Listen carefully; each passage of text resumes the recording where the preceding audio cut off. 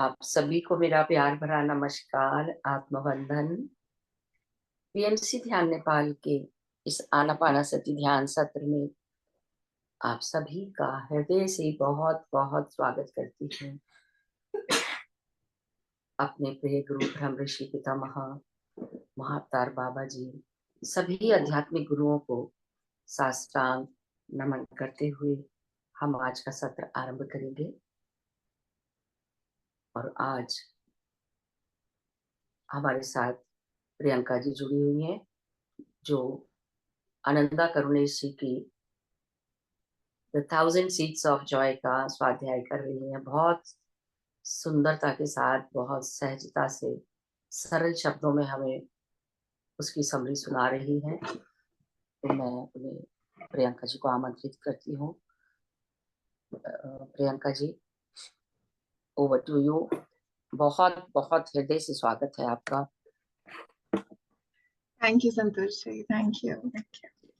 जी सर्वप्रथम आत्मवंदन पितामह पत्री जी, महाअवतार बाबा जी, सारे एस्ट्रल मास्टर्स, डिवाइन बीइंग्स, आप सभी मास्टर्स जो इस सेशन में पार्टिसिपेट कर रहे हैं, ध्यान कर रहे हैं, ज्ञान ले रहे हैं।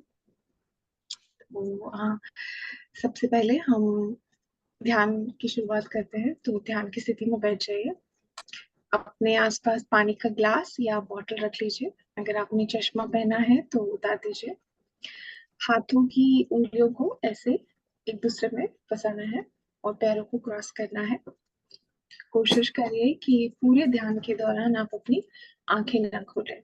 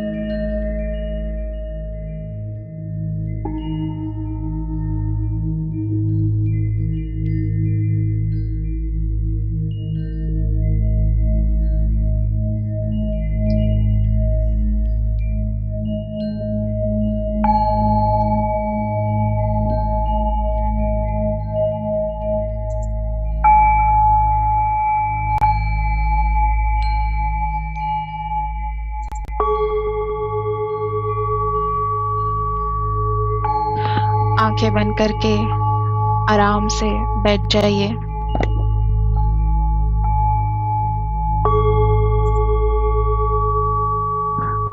अपनी सांसों पे ध्यान दें। एक गहरी सांस लें और धीरे से छोड़ें।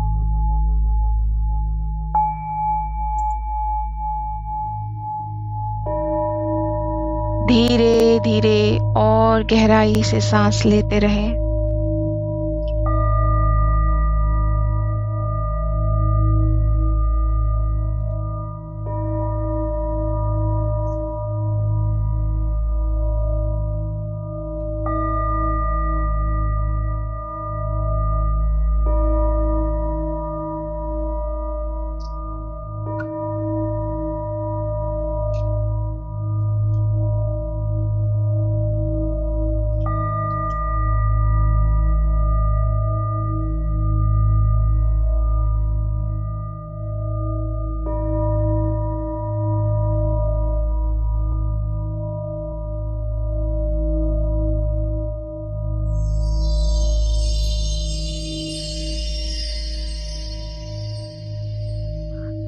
इस समय आप एक दिव्य आत्मा हैं।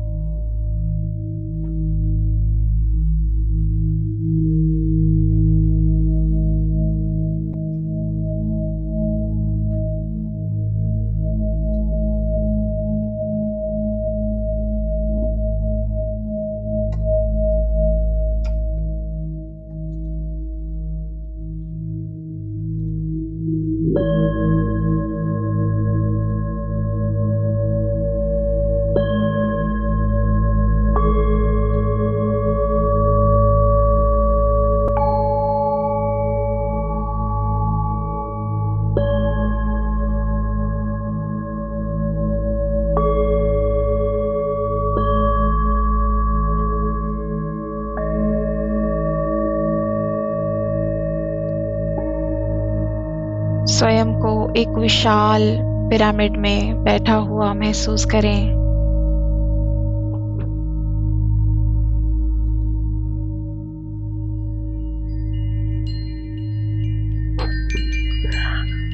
अब हम यहाँ पे महादेवी लक्ष्मी, महादेवी सरस्वती,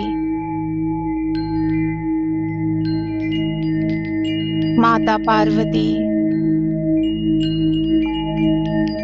महादेवी दुर्गा,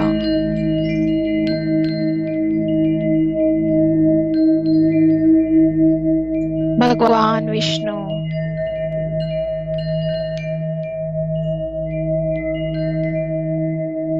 महादेव,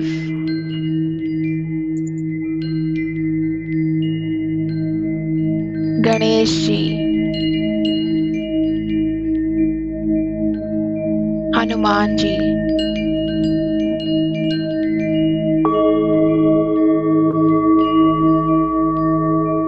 पितामह पत्री जी,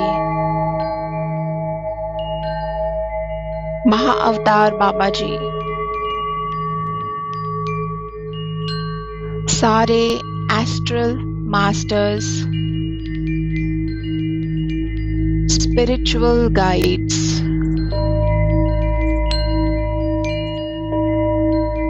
इन सभी को हम इस ध्यान में बहुत प्रेम से आमंत्रित करते हैं।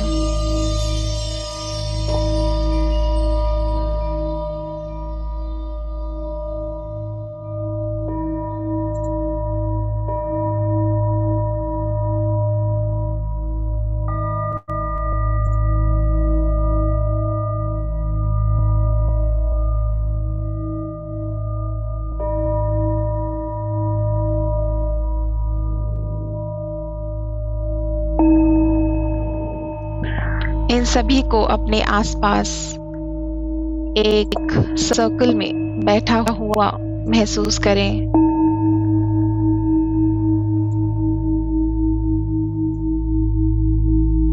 और देखें कि एक गोल्डन प्रकाश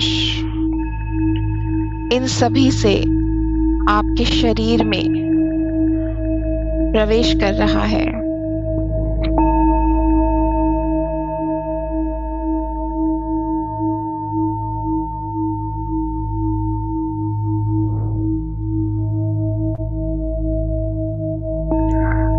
यह गोल्डन प्रकाश आपके ब्रह्मरंध्र से धीरे धीरे आपके शरीर में प्रवेश कर रहा है। आपके सहस्रार चक्र से धीरे धीरे नीचे के सारे चक्रों को यह प्रकाश छू रहा है।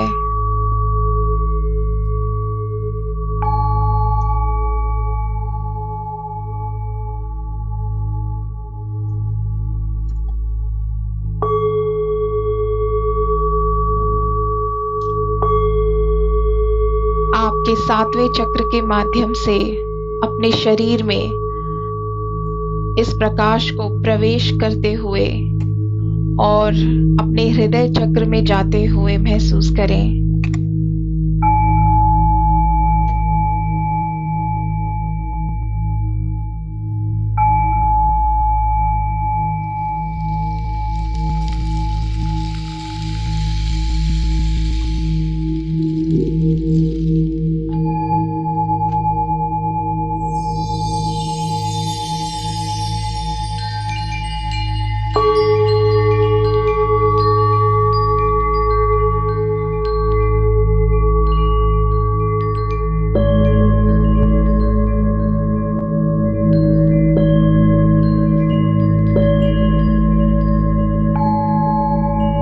अब यह दिव्य प्रकाश आपके हृदय से नीचे 3 चक्रों में बह रहा है।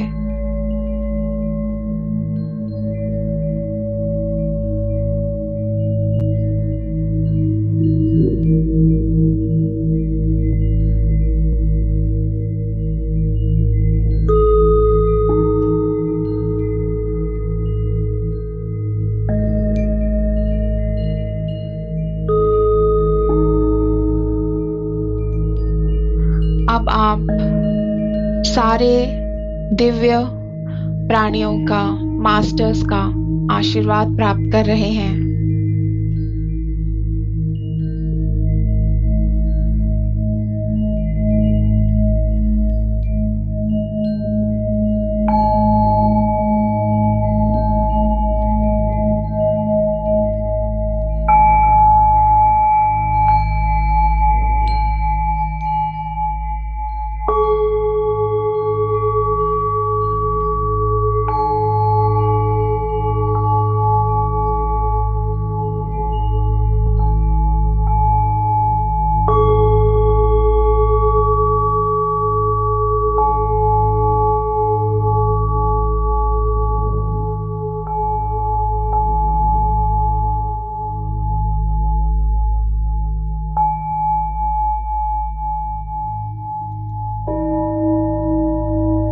अपनी स्पाइन को एक खोखली बांस की तरह देखें, जिसमें यह गोल्डन प्रकाश भरा हुआ है और यह प्रकाश नीचे जाकर आपके मूलाधार चक्र को पृथ्वी से जोड़ता है।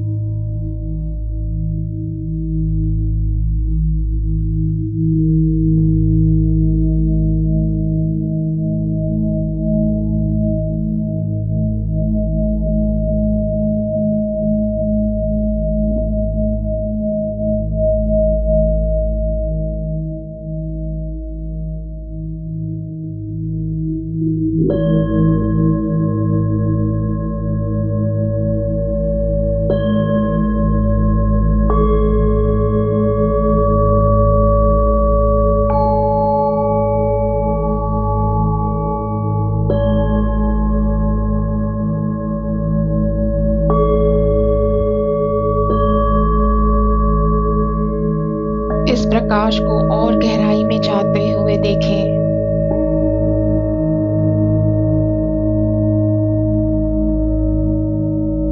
और गहराई में, जब तक यह पृथ्वी के बिल्कुल केंद्र तक ना पहुंच जाए।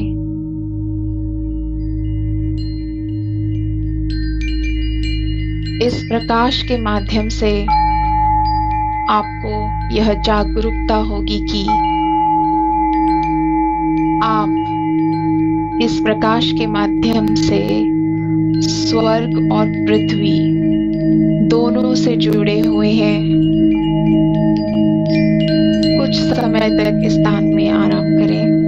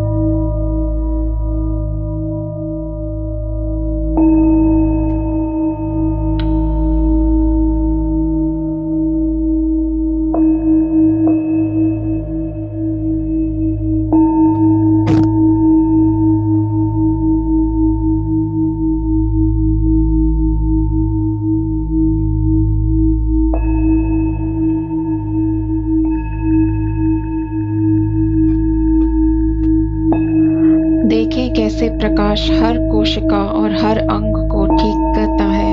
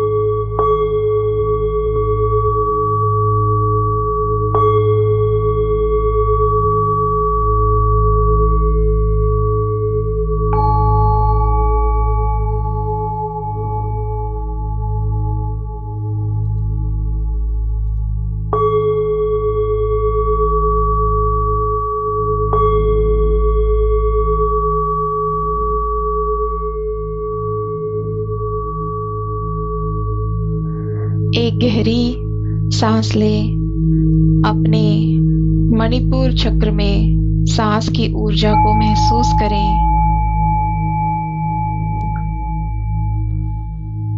जब आप सांस छोड़ें, अपनी तीसरी आंख के क्षेत्र पर ध्यान रखें और अपनी नाक से हवा को बाहर निकलते हुए महसूस करें।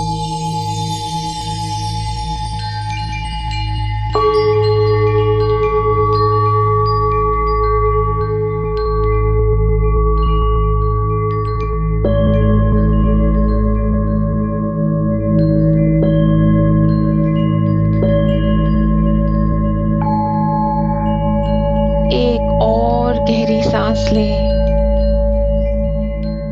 और इसे धीरे से बाहर निकालें।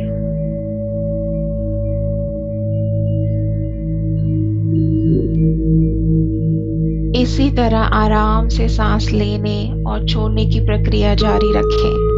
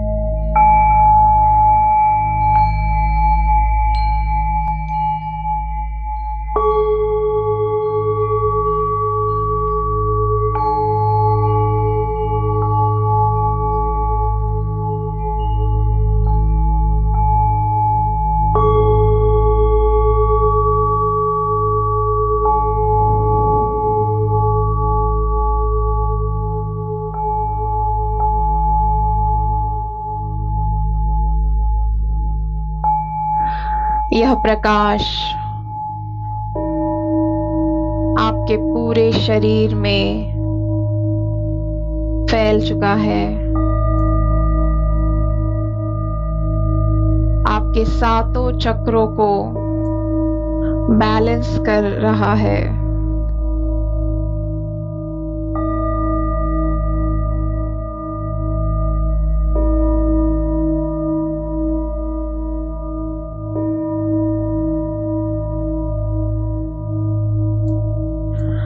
आपके पूरे शरीर को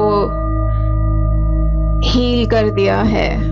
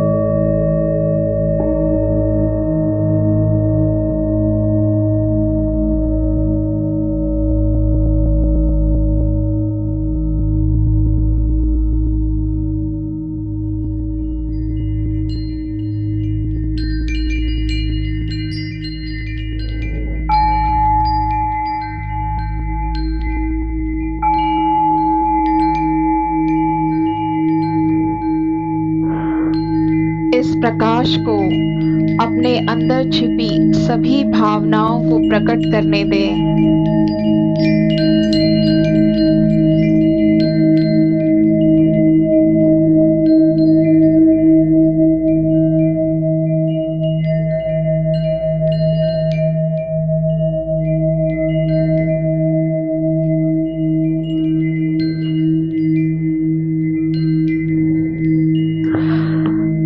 सभी भावनाएं जैसे अभाव, डर, नफरत, दुख, क्रोध, अपमान, शर्म, ईर्ष्या,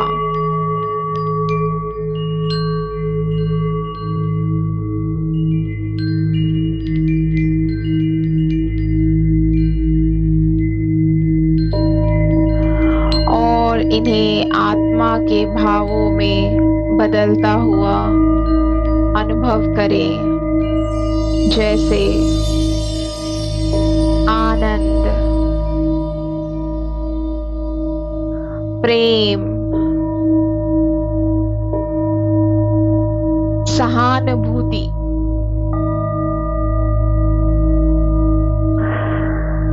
क्षमा, कृतज्ञता, स्वतंत्रता, शांति और अन्य आत्मा की भावनाएं।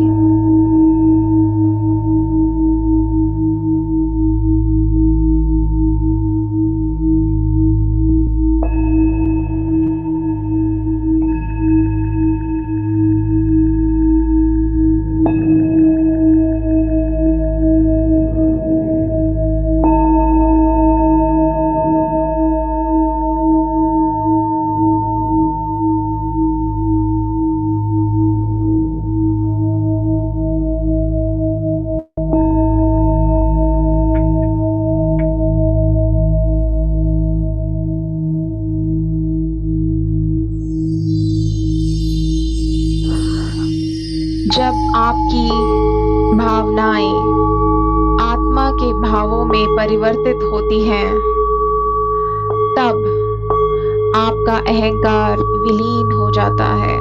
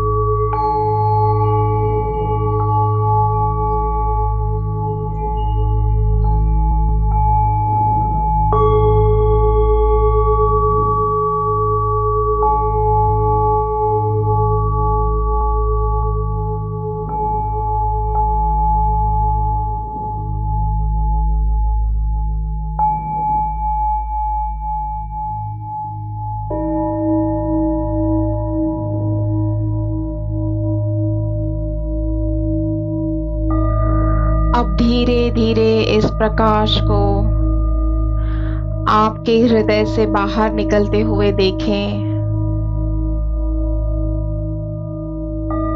और आपके कमरे में यह प्रकाश घूम रहा है।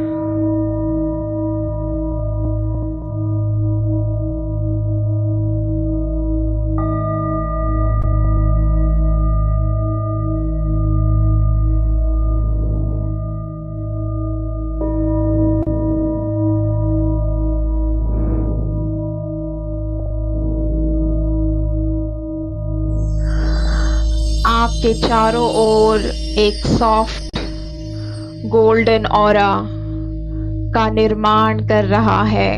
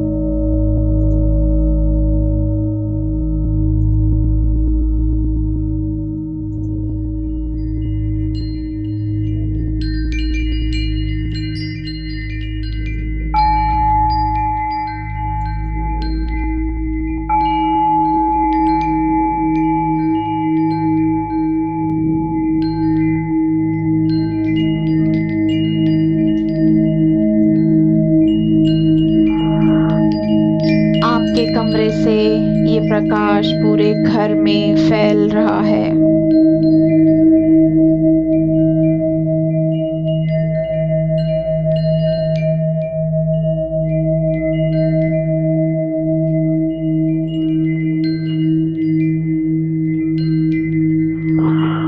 और फिर आपके पूरे मोहल्ले में फैल रहा है।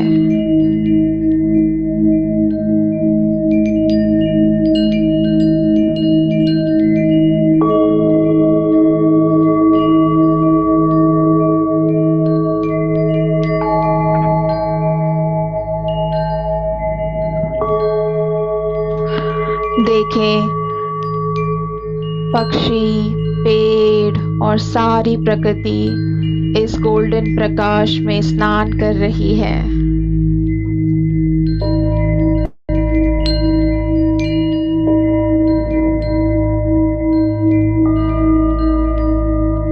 सारी इमारतें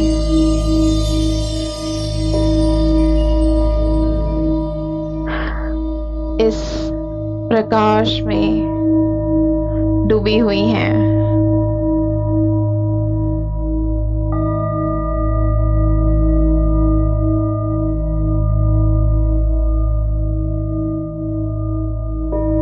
सारी प्रकृति इस दिव्य प्रकाश द्वारा स्पर्श किए जाने से खुशी और आनंद अनुभव कर रही है।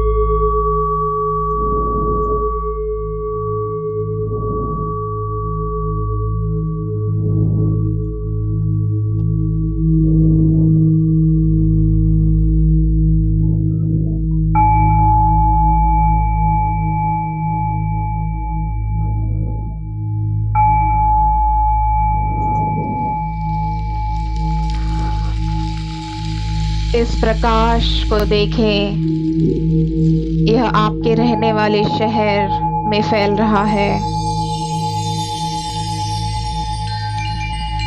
वहां से और भी दूर फैलकर पूरी पृथ्वी को आनंद और प्रेम से घेर लेता है।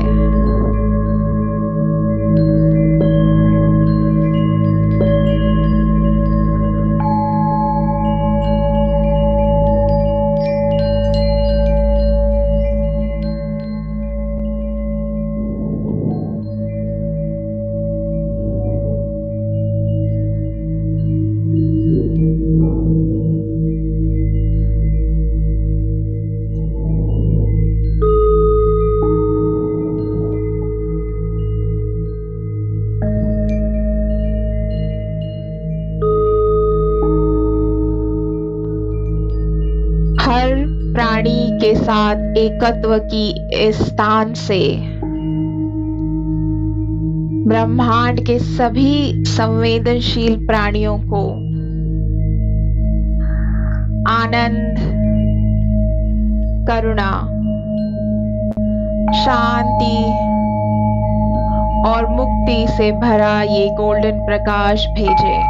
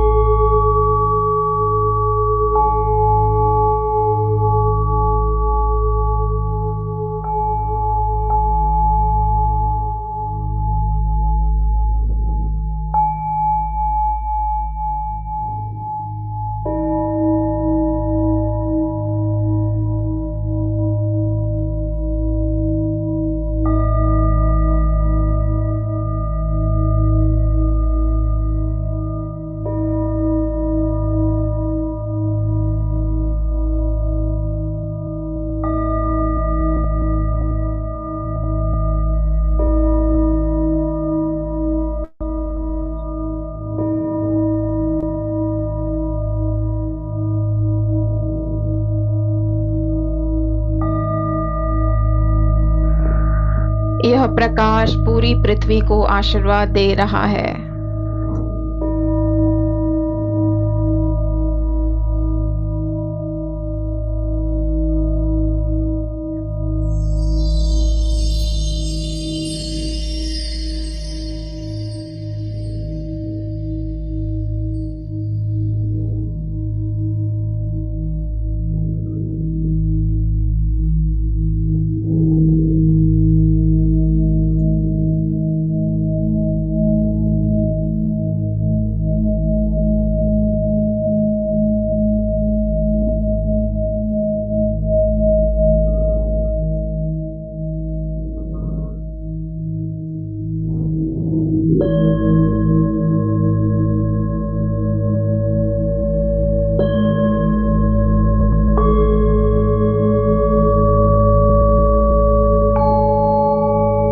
हम धन्यवाद देते हैं सारे मास्टर्स का,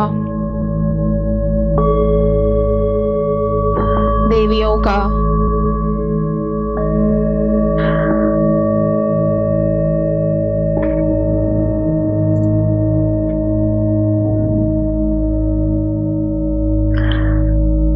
जिन्होंने हमारा मार्गदर्शन किया इस ध्यान में।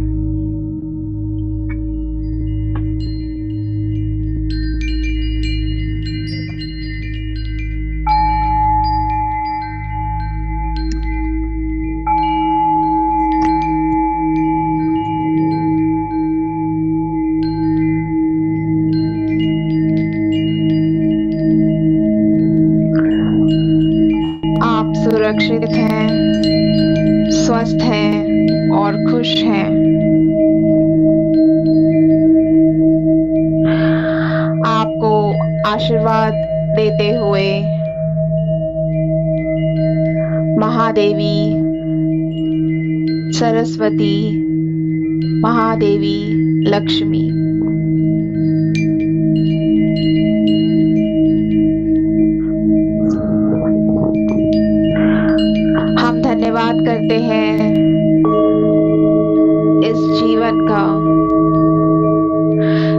जीवन के हर एक अनुभव का,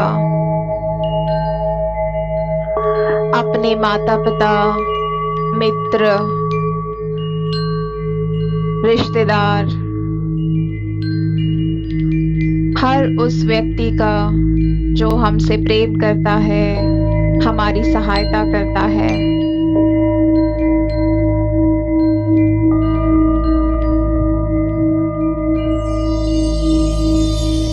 हम धन्यवाद करते हैं सारे मास्टर्स का, गुरुओं का,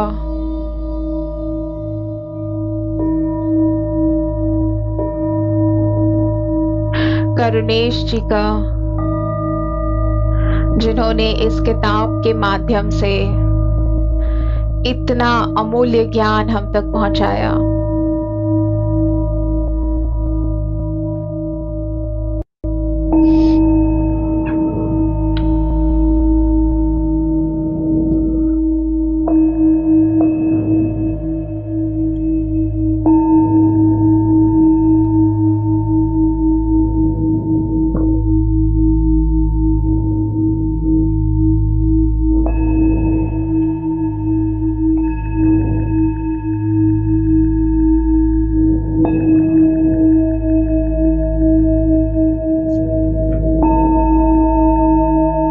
धीरे धीरे अपनी सांसों पे फोकस करें।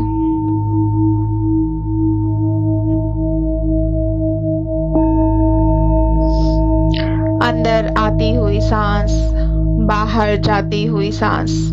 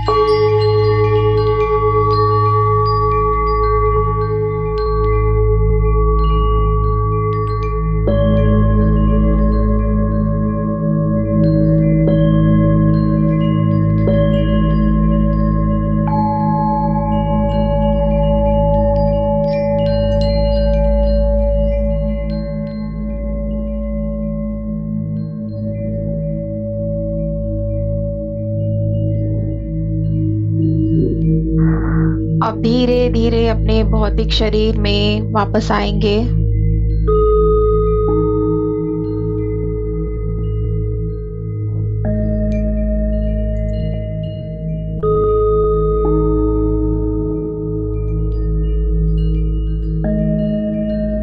शरीर को एकदम रिलैक्स रखें।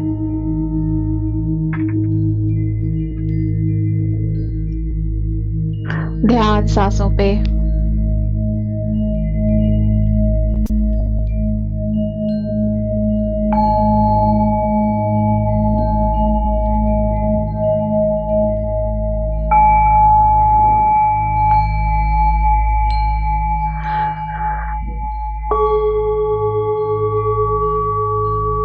ध्यान सांसों पे।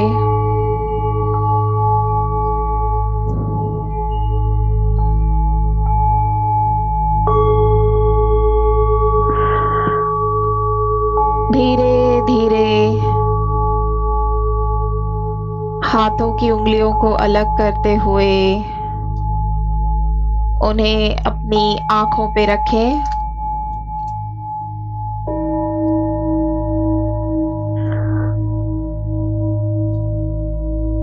5 4, 3, 2, 1। ध्यान से बाहर आएंगे।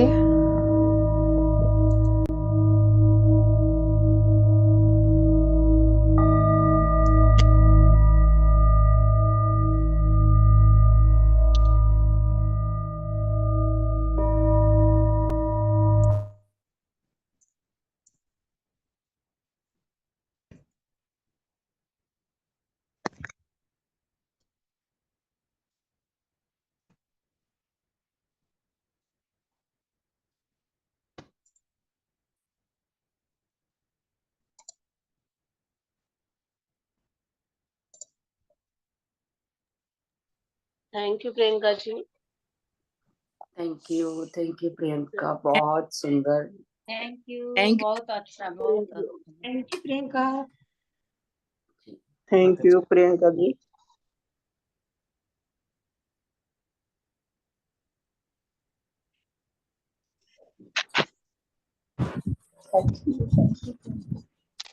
Thank you, thank you.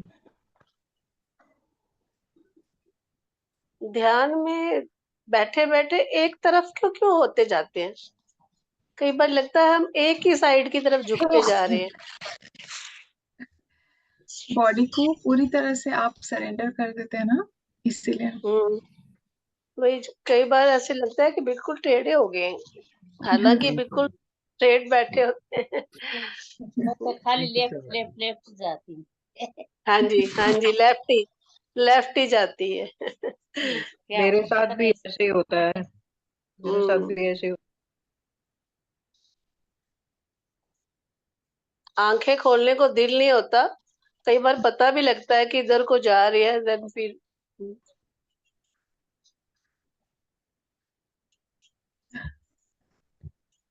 ठीक है, स्वाध्याय शुरू करते हैं। जी।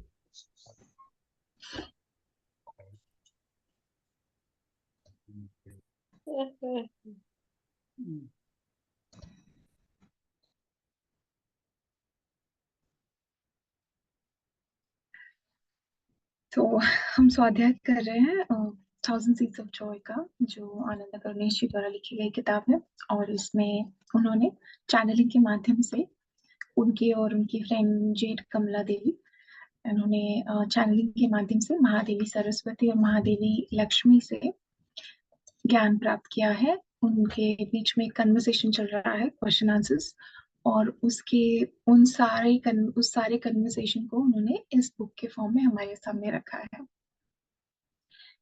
तो मास्टर्स, ये ज्ञान बहुत ही डीप है, बहुत ही डीप। ह्यूमन लाइफ, हम लोग जो डे टू डे अपनी लाइफ में फेस करते हैं सिचुएशंस, उसको कैसे हम और अच्छे से और इफेक्टिवली उसको कैसे हम एक हमारा जो ये जीवन है उसे और अच्छे से कैसे हम डीपली बहुत सारे आनंद के साथ कैसे हम जी सकते हैं, उसके बारे में मेनली यहाँ पे चर्चा हो रही है। आज हम 29 chapter from suffering to joy की समरी देखेंगे। लास्ट टाइम हमने हंसी का महत्व क्या है और क्या रियल हंसी है उसके बारे में डिस्कस किया था। तो आज हम देखेंगे कि सफरिंग से या दुख से, पीड़ा से हम आनंद की तरफ कैसे जा सकते हैं। सेम कन्वर्सेशन, क्वेश्चन आंसर्स चल रहे हैं, और बस एक एक आइडिया को उन्होंने एक एक चैप्टर में डिवाइड किया है। तो यहाँ पे मेनली हम सफरिंग के बारे में और आनंद के बारे में बात करेंगे। सबसे पहले करुणेश जी बोल रहे हैं कि बुद्धिज्म में बुद्धा कहते हैं कि मैंने एक ही चीज सिखाई है, और वो है दुख, और दुख से बाहर कैसे आना है। तो और बुद्धिज्म को भी जनरली हम लोग ऐसे मानते हैं कि वो हमेशा यही एक्सप्लेन करते हैं कि दुख क्या है और कैसे वो आपको सफरिंग में रखता है, तो और कैसे उससे तो फिर ये जो दुख की टीचिंग्स है और उससे बाहर आने की, ये सब आनंद तक कैसे हमें ले जा सकती है, ये प्रश्न है करुणेश जी का। तो माँ कह रही है कि हर चीज नेचर में आनंद ही है, आनंद से उत्पन्न होती है और आनंद में ही होती है, हमें बस रिसीव करना आना चाहिए उसको। जो ब्रह्मानंद है, जिस ब्रह्मानंद की बात यहाँ पे हो रही है, वो उसमें साइलेंस है और उसमें इटर्नल लाफ्टर है, ऐसी हंसी जो कभी भी रुकती नहीं है। तो सारे टीचर्स, सारे एनलाइटन टीचर्स यही चीज समझाने की कोशिश कर रहे हैं। एक एग्जाम्पल बहुत सिंपल सा दिया है यहाँ पे, जैसे एक ट्री है, एक पेड़ है, उसको जब वो उसको गिरा रहे होते हैं तो उसे दुख, उसे पेन होता है, क्योंकि वो उसकी रूट्स निकल रहे हैं और वो छोड़ रहा है उस जगह को, लेकिन उसमें भी उसको आनंद महसूस होता है, क्योंकि वो वो जो फिजिकल पेन है अपरूटिंग का, निकलने का, वो सहन करते हुए भी वो आसपास के सभी वस्तुओं को या लोगों को ब्लेस करता है, बहुत सारा आशीर्वाद देता है और हंसता रहता है, क्योंकि उसे पता है कि इसके बाद जो आनंद उसे महसूस होगा वो इस फिजिकल पेन से कहीं ज्यादा उसमें उसको वो उसमें ब्रह्मानंद को अनुभव करने वाला है। और जो ह्यूमंस है, जो मानव है, वो डेथ में जो सुंदरता होती है, ब्यूटी ऑफ डेथ, उसको समझ नहीं पाते, और इसीलिए जब वो इस शरीर को छोड़कर दूसरी तरफ जाते हैं तो बहुत बहुत मुश्किल हो जाती है उनके लिए। और यही बात जो एनलाइटेंड मास्टर्स होते हैं, यही बात हमें समझाते हैं कि जो सोल चली गई है, आप उसकी लाइफ को सेलिब्रेट करिए।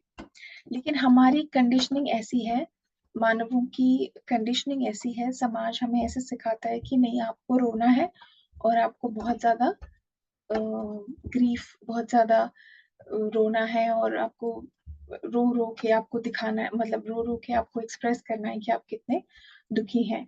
लेकिन वो ये नहीं समझ पाते कि जो चले गए हैं वो एक्चुअली उस ब्रह्मानंद में चले गए हैं, और उस तरफ जाने के बाद जो आनंद का अनुभव वो कर रहे हैं वो आपको समझा नहीं पा रहे हैं, क्योंकि आप अभी भी इस शरीर में हैं जो ड्युअलिटी में है, द्वैत में है।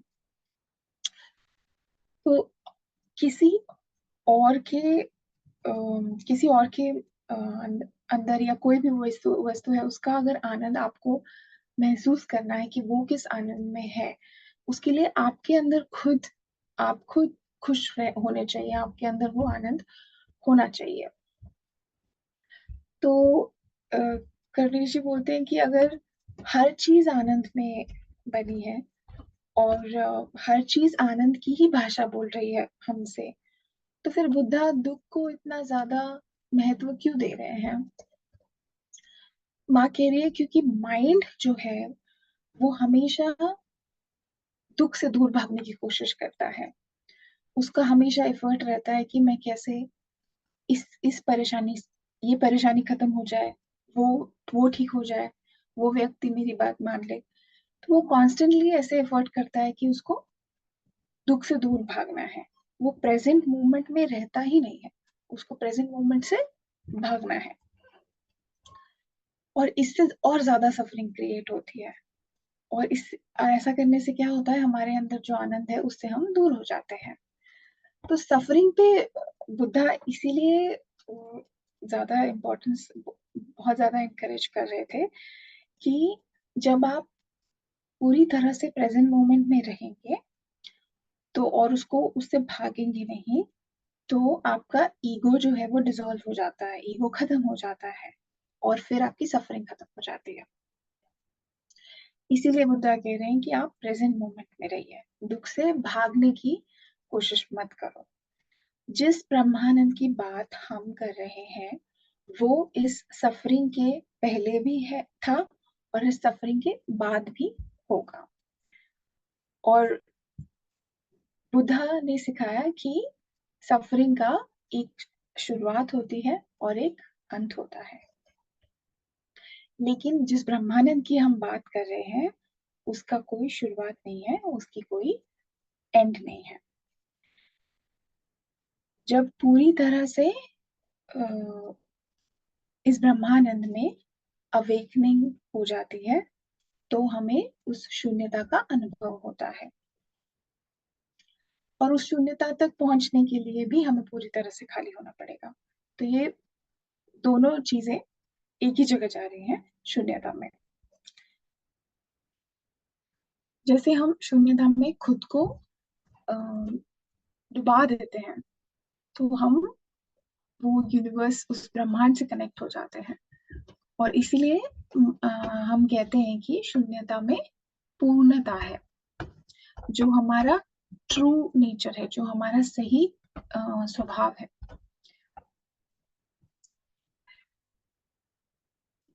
जब हम सफरिंग को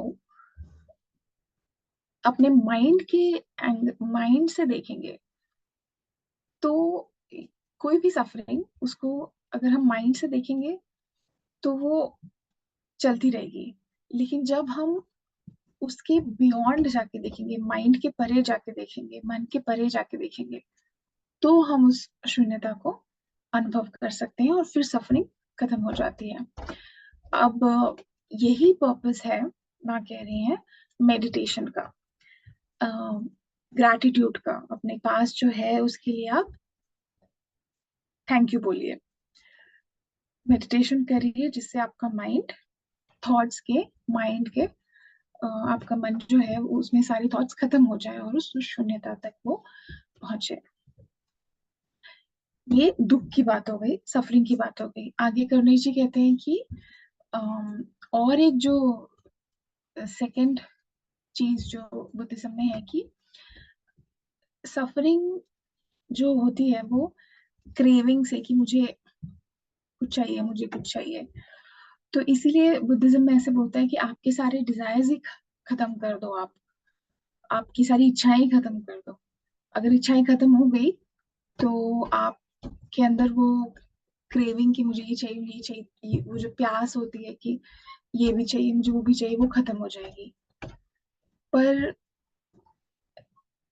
क्या सारी इच्छाओं को खत्म करना भी एक इच्छा नहीं है?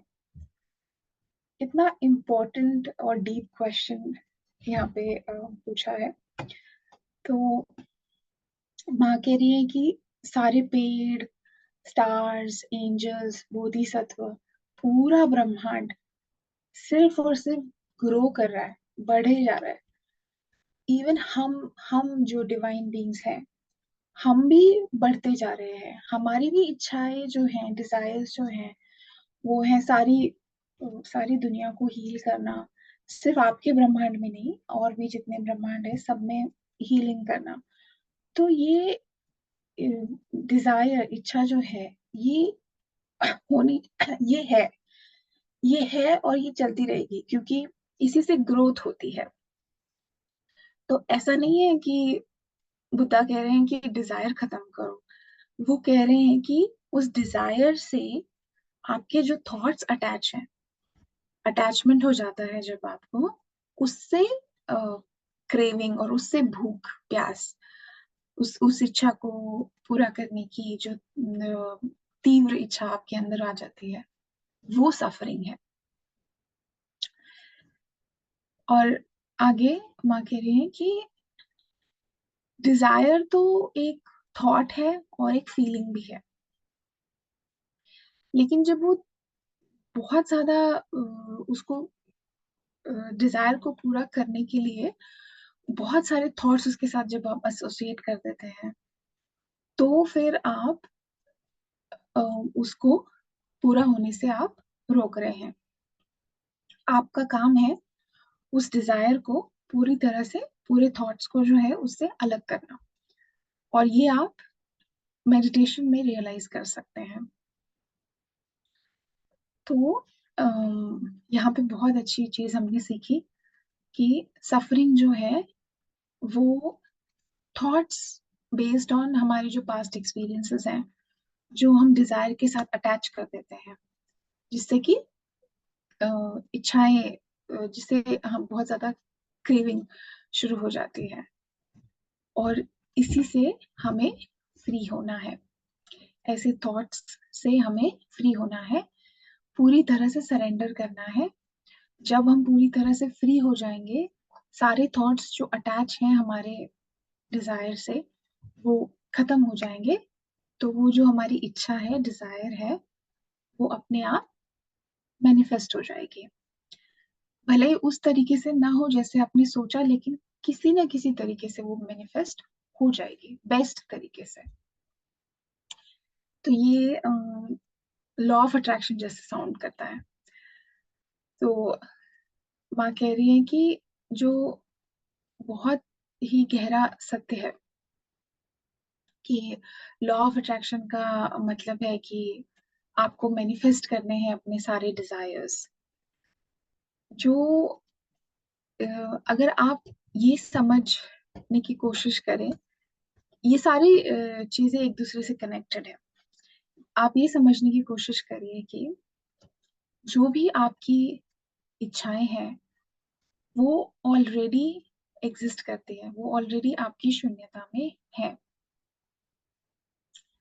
जैसे आप उस आनंद में रहते हैं, उस आनंद को एक्सपीरियंस करते हैं, कि कोई भी इच्छा आपके अंदर होती है और उस आनंद को आप महसूस करते हैं, फिर आप सरेंडर करते हैं, तो आपको उस शून्यता का, उस ब्रह्मानंद का अनुभव डेफिनेटली होगा।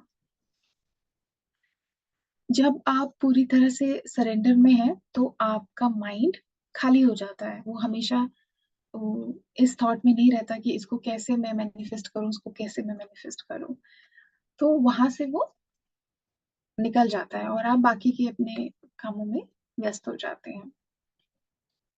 ये लॉ ऑफ अट्रैक्शन का रियल एक्सप्लेनेशन बोल सकते हैं, या आप कैसे लॉ ऑफ अट्रैक्शन काम करता है। ठीक है, लॉ ऑफ अट्रैक्शन है, मुझे घर चाहिए, तो आप घर के बारे में सोचेंगे। आप अलग अलग तरीके हैं लॉ ऑफ अट्रैक्शन को मैनिफेस्ट करने के, कुछ फोटो लगा दिया या एफर्मेशंस लिखे या कुछ भी। लेकिन जब आपको ये समझ में आएगा कि आपके सोल प्लान में या आपकी शून्यता में ये घर ऑलरेडी है, तो आपके अंदर जो ये तीव्र इच्छा होती है कि दिन रात आप उस डिजायर के बारे में सोचते रहते हैं, कैसे होगा, कैसे होगा, क्या होगा, क्यों नहीं हो रहा। ये सारे जो थॉट्स जो है वो सब खत्म हो जाएंगे, क्योंकि आपको पता है कि मैंने जो डिजायर किया है वो ऑलरेडी मेरे सोल प्लान में, मेरी शून्यता में ऑलरेडी है। इसीलिए ये डिजायर मेरे अंदर आया। हम उल्टा सोचते हैं, हम सोचते हैं कि हम मैनिफेस्ट करेंगे, या लॉ ऑफ अट्रैक्शन कहते हैं कि आप को जो चाहिए वो मैनिफेस्ट करो। लेकिन माँ यहाँ पे इतना डीप कॉन्सेप्ट समझा रही है, ऐसा नहीं है। आपको लगता है कि आप मैनिफेस्ट कर रहे हैं, लेकिन जो सत्य है वो ये है कि ऑलरेडी वो आपके पास था, आप अपने सोल प्लान में उसको लेके आए थे। तो जब आपको ये बात समझ में आएगी तो आपका माइंड जो कॉन्स्टेंटली सोचता रहता है वो थॉट्स कम हो जाएंगे, और फिर आप उस शून्यता के आनंद में आप रह सकते हैं। तो कर्णेश जी कहते हैं कि हम सोचते हैं कि law of attraction manifesting our desires है, और बुद्धिज्म तो सिर्फ बुद्धिज्म तो बोल रहा है कि आप सारी इच्छाएं ही मार दो। दोनों भी सत्य नहीं है, दोनों भी ट्रू नहीं है। तो यही माँ कह रही है एग्जैक्टली। आप जो पर्पस है लॉ ऑफ अट्रैक्शन का वो ये नहीं है कि आपको जो चाहिए, जो इच्छाएं आपकी हैं वो मैनिफेस्ट हो, बल्कि उसका पर्पस ये है कि आप उस आनंद को अनुभव करें, उस ब्रह्मानंद को आप अनुभव करें। पूरी तरह से इच्छाओं को मारना पर्पस नहीं है। उनको आप ऐसी स्थिति में पहुंच जाएंगे ध्यान से, जहाँ पे अगर वो मैनिफेस्ट होती है तो भी आपकी स्थिति सेम रहेगी, अगर वो नहीं होती है तो भी आपकी स्थिति सेम ही रहेगी। इसको बोलते हैं स्वतंत्रता, पूरी तरह से फ्रीडम फ्रॉम योर डिजायर्स। और ये कैसे आएगा? जब आप पूरी तरह से सरेंडर करेंगे।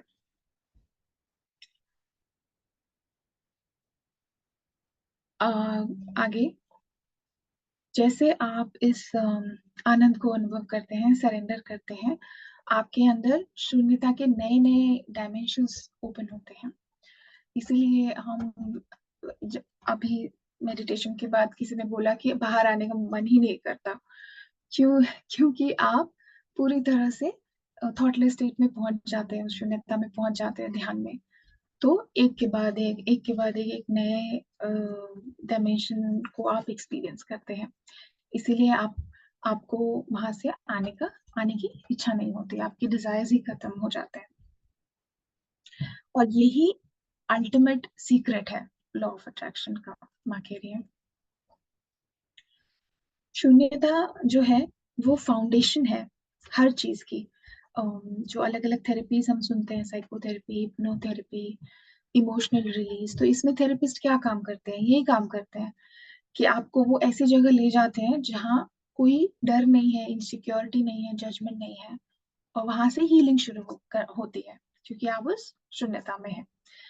आगे के चैप्टर में हीलिंग के बारे में डिस्कशन हुआ है, तो यहाँ पे चैप्टर 29 हमारा खत्म होता है। अगर किसी को कोई प्रश्न है तो पूछ सकते हैं।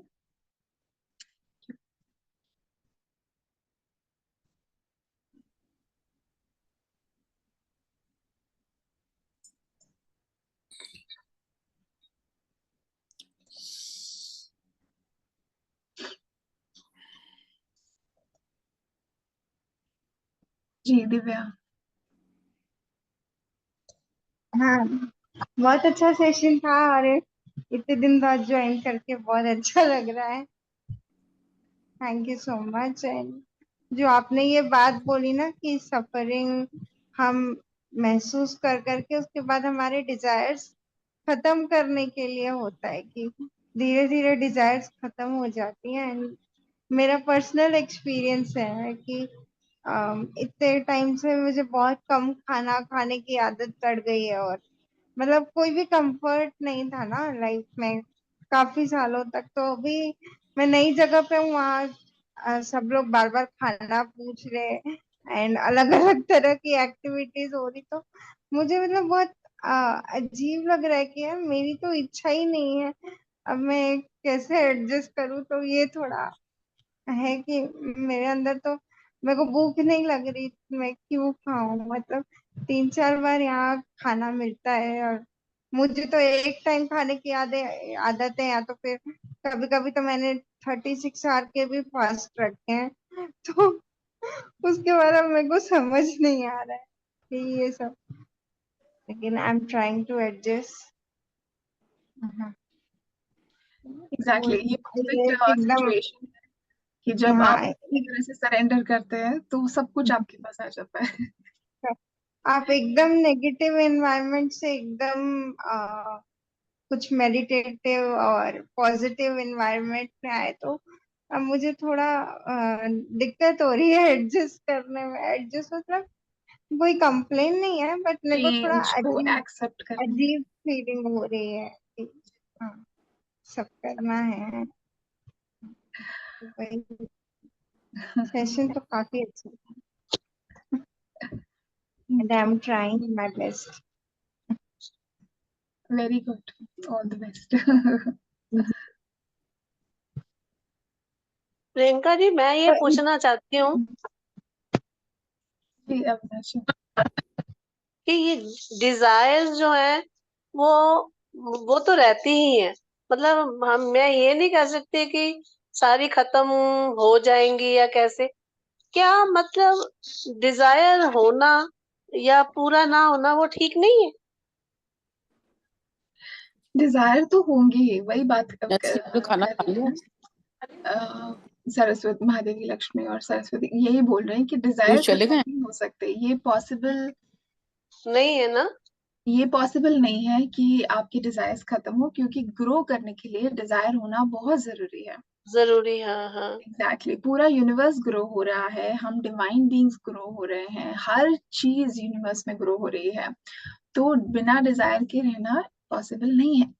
डिजायर्स को पूरी तरह से खत्म करना पॉसिबल नहीं है, वो तो होंगी। इसलिए एक क्वेश्चन पूछा ना उन्होंने, कविनेश जी ने, कि पूरी डिजायर्स को भी खत्म करना भी तो एक डिजायर ही है ना, वो भी तो जी एक जी। इच्छा ही है। तो वो खत्म नहीं हो सकती। हमें क्या करना है कंट्रोल कि क्या है। उसकी, हाँ वही बता रही हूँ, जो डिजायर के साथ अटैचमेंट वाले थॉट्स आते हैं ना, उनसे हमें उस डिजायर नहीं को, करना है। हाँ, हटाना है। कि जब आप ऐसी स्टेट में पहुंच जाते हैं कि अम, आपको कोई फर्क नहीं पड़ता, वो डिजायर मैनिफेस्ट हो चाहे ना हो, ना। फिर भी आपकी स्थिति सेम रहेगी। आप सरेंडर में हो, आप फ्री हो। जी वो जी। उस स्टेट को बुद्धा ने समझाया था, वो है फ्रीडम फ्रॉम डिजायर्स। लेकिन लोगों ने उसका मीनिंग कुछ और ही बना दिया, और वो कह रहे कि नहीं, सारी इच्छाएं छोड़ दो, सब कुछ छोड़ दो, जो पॉसिबल नहीं है। मैं भी यही सब कहना चाह रही थी कि कई बार जैसे होता है फैमिली में है, कुछ चीजें जो फैमिली मतलब बाकी मेंबर्स कहते हैं कि नहीं नहीं ऐसे ऐसे होना चाहिए, ये है वो है, लेकिन कई बार अपने मन में ही आता है कि नहीं क्या जरूरत है, कोई बात नहीं, चल जाएगा। मतलब एक एक वो इतनी जरूरत लगती ही नहीं कि नहीं नहीं ठीक है कोई नहीं। तो कई बार जैसे बच्चे बोलते हैं आप इंटरेस्ट नहीं दिखा रहे, आप बता नहीं रहे, लेकिन वो अंदर से उसकी वो फील नहीं आती कई बार ना।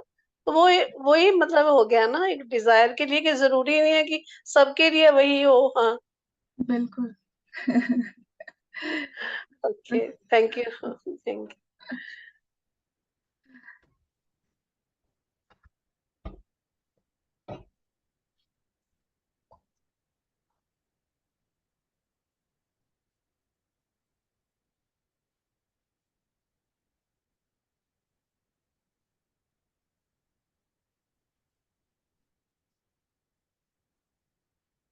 संतोषी आप, यू। म्यूट है।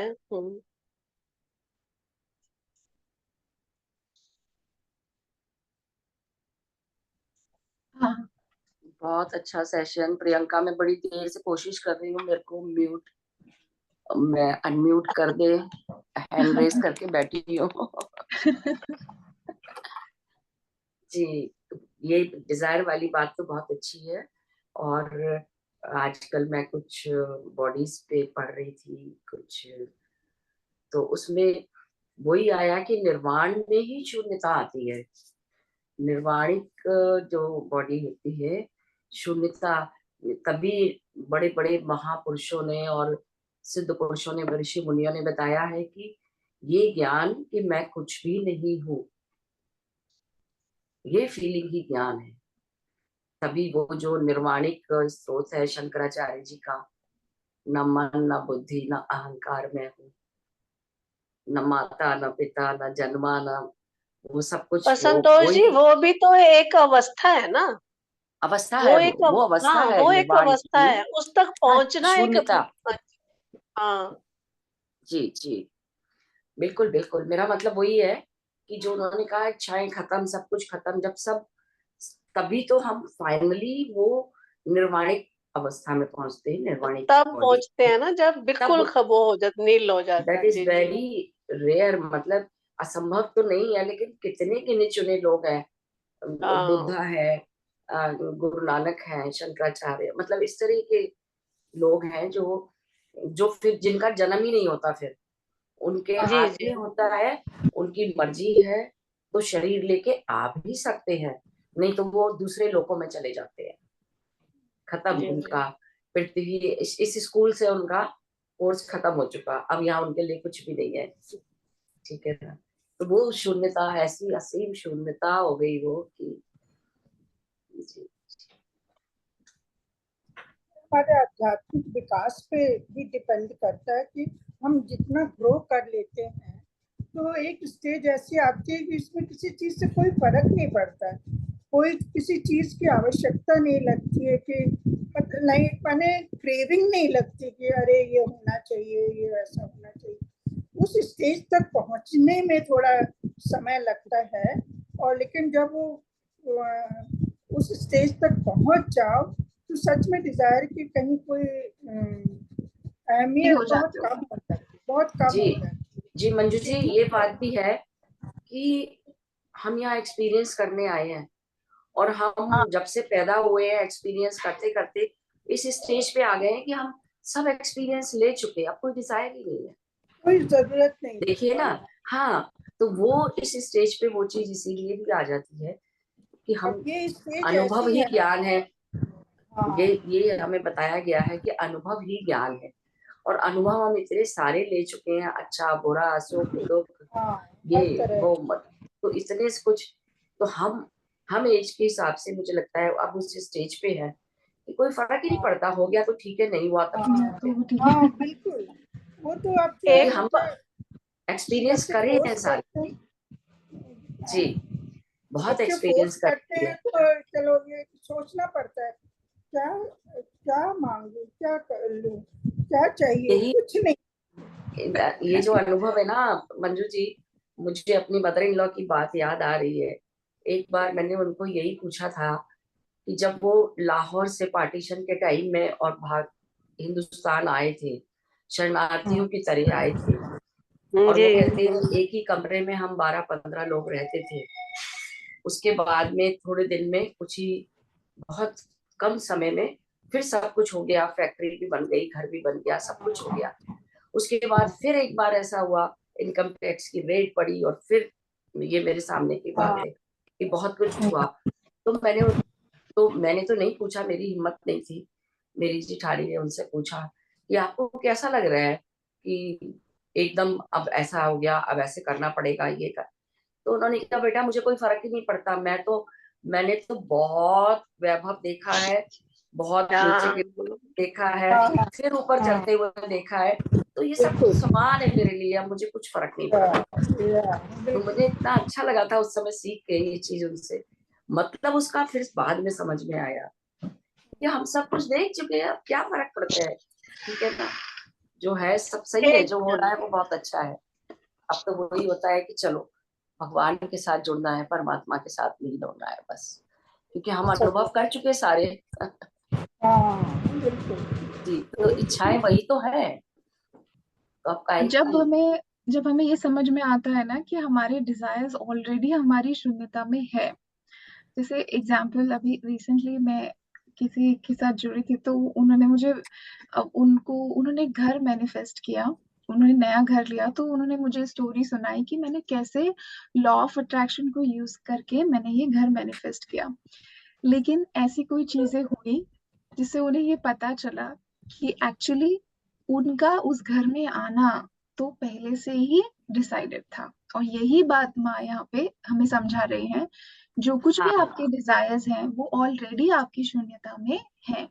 तो जब ये इंसिडेंट हुआ तब वो मुझे बोल रहे हैं कि अच्छा प्रियंका जी, ये तो मेरे ये तो मे, था, ये तो होना ही था, और मैं इस ईगो में थी कि मैंने मैनिफेस्ट किया है, हाँ, राइट, मैंने बिल्कुल मैनिफेस्ट बिल्कुल। किया है इसलिए ये मेरी लाइफ में आया। तो वो जब ये बात हमें समझ में आती है कि नहीं नहीं, हम नहीं कुछ कर रहे हैं।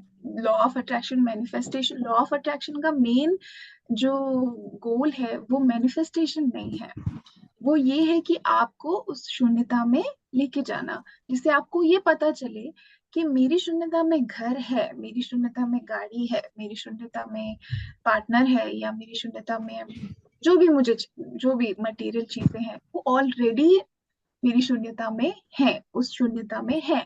जब सही टाइम आएगा, मेरी फ्रीक्वेंसी उसके साथ अलाइन होगी, वो मैनिफेस्ट हो जाएगा। तो हाँ ये जो कांस्टेंट थॉट्स अटैचमेंट के हमारे अंदर आते, ओ होगा नहीं होगा, होगा नहीं होगा, कब होगा कब होगा कब होगा, ये खत्म हो जाता है। बिल्कुल ठीक कहा। जब कहते हैं कि एस्ट्रल वर्ल्ड में हो चुका है, बस अब तो मैनिफेस्ट होना है। बिल्कुल इसीलिए हमने ये सीखा मास्टर से। जैसे मेरे को भी कई लोगों ने ऐसे बोला कि आप उस फील्ड में रहो कि आप ठीक हो चुके हो, तो मुझे हमेशा यही लगता है मैं ठीक हो चुकी हूँ, लेकिन वो एस्ट्रल वर्ल्ड में मैं बिल्कुल ठीक हो चुकी हूँ। और जैसे ही उसकी फ्रीक्वेंसी आएगी तो मैनिफेस्ट हो जाएगा फिजिकल वर्ल्ड में। बिल्कुल तो ये चीज बहुत अच्छी तरह समझ में आने लगी है। बहुत बहुत मिरेकुलस है ये सब कुछ, बहुत अच्छा लगता है। बहुत बहुत अच्छा उस है। बहुत मैम क्या उस मैं एक बात स्टेज शेयर कर सकती हूँ? जी दिव्या जी। आज आज सुबह ऐसा हुआ कि जो ये आश्रम के फाउंडर है ना, कोटेश्वर राव सर, वो एक्स मिलिट्री फिजियोथेरेपिस्ट है, मिलिट्री डॉक्टर है वो स्पिरिचुअलिटी में बहुत ज्यादा है। एंड वो रोज सुबह आके मुझे सत्संग सुनाते हैं एंड मेडिटेशन करवाते हैं and वो सब बातें होती हैं। उन्होंने मुझे बताया कि वो कैलाश मानसरोवर जाकर आए एंड शिव जी ने उन्हें दर्शन दिए एंड वो काफी अवधूत एंड उन सबके साथ कांटेक्ट में है, ऐसा उन्होंने मुझे बताया कि उनको मटेरियलाइज करके चीजें भी मिली हुई हैं मास्टर्स से, एस्ट्रल मास्टर्स से। तो उन्होंने मुझे बताया कि ये जो जगह है जिस आश्रम में मैं अभी हूँ, उनको किसी अवधूत ने बताया था कि यहाँ सिर्फ वही लोग आ सकते हैं जिनके पिछले जन्म के बहुत सारे पुण्य हो, लाइक 100 साल के पुण्य हो, वही आके यहाँ टिक सकते हैं और यहाँ की एनर्जी के साथ वाइब कर सकते हैं। तो आज सुबह ही वो मुझे ये बात बोल रहे थे जो अभी संतोष मैम ने बोली कि एस्ट्रल वर्ल्ड में आप ऑलरेडी ठीक हो चुके हो, बस मटेरियलाइज होना बाकी है। एग्जैक्ट वर्ड उन्होंने मुझे आज सुबह ही बोला है। हाँ। देखिए आश्रम हम के ऐसे बोलते हैं दिव्या, जैसे किसी बड़ी जगह महान जगह जाते हैं, लाइक माता के दर्शन करने वैष्णो देवी, तो क्या बोलते हैं, जब माता बुलाएंगी तब जाएंगे, अपनी जी मर्जी माँ से का जाते हैं हम, है ना, कहते हैं जी ना बुलाना नहीं आया। और तो जी क्या, लोकल भी मुझे तो यही लगता था। मैं दिल्ली गई तो मैं वहाँ गुरुद्वारे होके आई, तो मैंने कहा कि देखा मेरा बुलाना आ गया था, बुला लिया पापा। तो जी हम अपनी इच्छा से कुछ भी नहीं कर पाते, हमारी डिजायर्स तो पहले ही वहाँ हाजिरी लग चुकी है और वो मैनिफेस्ट होती है बस। मेरे मामा जी बोल रहे थे कि उन्होंने बहुत सारे ओल्ड एज होम, आश्रम, केयर सेंटर्स देखे, लेकिन उनको ये अट्रैक्ट किया सबसे ज्यादा, एक इनर हाँ फीलिंग थी। और यहाँ बहुत हर जगह तिरुपति बालाजी, सत्य साईं, साईं बाबा इन सबके फोटोज लगे हुए हैं। बहुत अच्छी जगह पहुंच गए हो दिव्या। तो आपके आसपास सारे मास्टर्स हैं। ठीक है ना, लेकिन हम सबकी जो इच्छा है, Priyanka please all recording of safety. कर। जी अब मुझको भी अवसर दे दो।